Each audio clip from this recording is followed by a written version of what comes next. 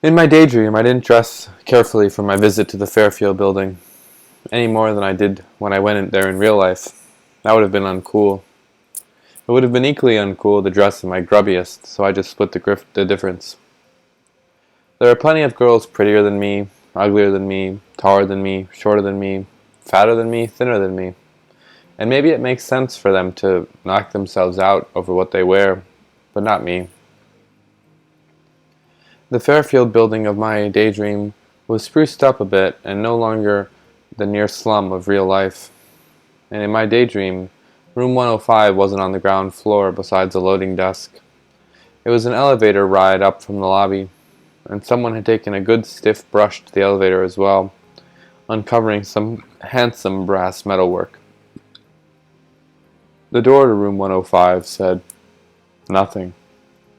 I worked on that some. I wanted it to bear some intriguing legend like global possibilities or cosmic ventures, but no, it remained stubbornly blank. I went in.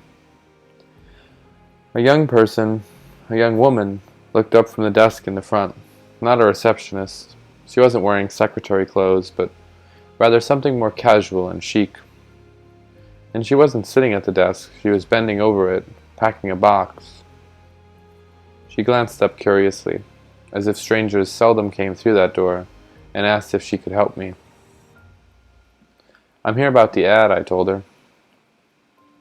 "The ad?" she said, straightening up to give me a more serious inspection. I didn't realize the ad was still running. I couldn't think of anything to say to that, so I just stood there. "Wait a second," she said, and disappeared down the hall. She returned a minute later in the company of a man, the same age as her, 20 or 25. He was dressed the same way, not in a suit, but casually, more a hiker than a businessman.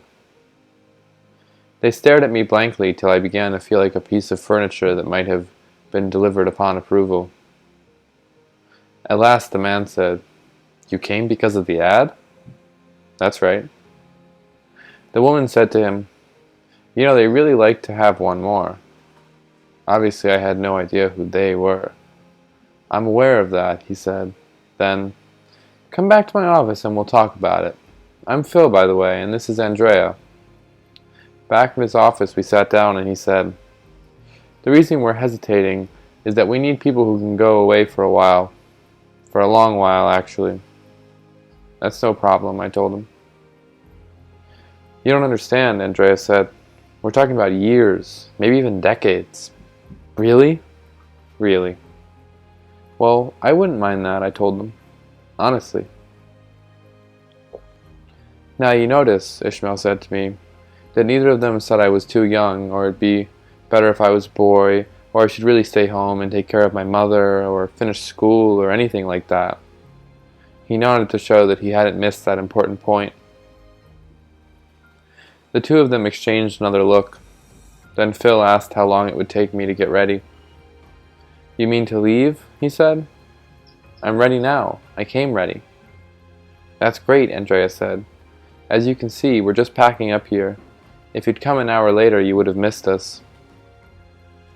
Now you notice that they both referred to the ad, but neither one of them had uttered even one syllable of its main word, which was teacher. This worried me a little. I wondered if the teacher angle was some kind of lure, but I kept it to myself. Adults can get real cranky if you quiz them about the scams they're running on you. So I kept my mouth shut and helped carry the boxes down to a huge Suburban parked in the alley behind the building. An hour's drive took us into the middle of nowhere, an unspecified nowhere that will not be found in any maps of this region.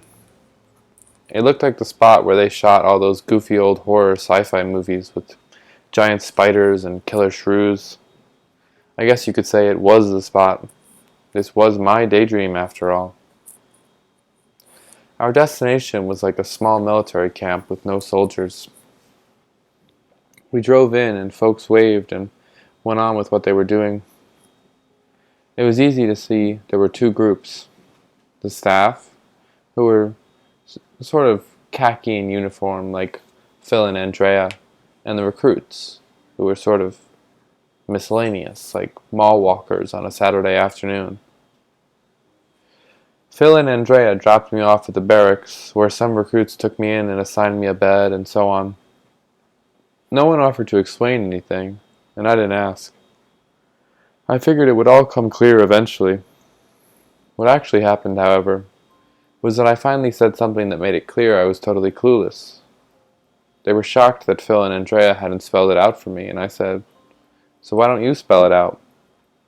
Well, they had to scratch their heads and do some hemming and hawing, but one of them finally took charge and said, "Why go looking for a teacher if you want to save the world?"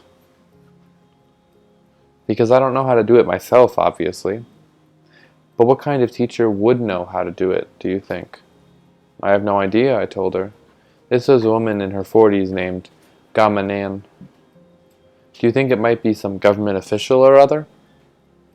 I told her I didn't think so, and then she asked why. I said, because if somebody in the government knew how to do it, they'd be doing it, wouldn't they? Why do you think people in general don't know how to save the world? I don't know. Do you think no one in the whole universe knows how to live without destroying the world? I have no idea, I told her. They got stuck at this point for a while. Finally, one of the guys had a shot at it. He said, "There are people all over the universe who know how to live in the world without destroying it." "Oh yeah," I said. I wasn't being smart. This was the first I heard of it, and that's what I told him. "Well, that's the case," he said. "There are thousands of inhabited planets all over the universe, maybe millions, and the people who live on them do just fine." "They do?" "They do. They don't wreck them or strip them bare or fill them up with poisons." "Well, that's great," I said. "But how does that help us?"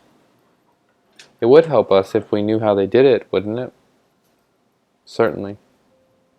For a second it looked as if they were going to get stuck again, but then Gamayan found a way to carry on. "We're going out there to learn," she said. "Who is?" "We all are. All the recruits. You, us." "Going out where?" I asked, still not being able to take in what she was getting at. "Out into the universe," she said. Finally it got spelled out. We were waiting to be picked up. It was expected that we'd be gone for decades. We would be going to school. We'd be visiting planets, observing, figured it out. And what we learned we'd bring back to the people of Earth. That was the program. And that was the daydream.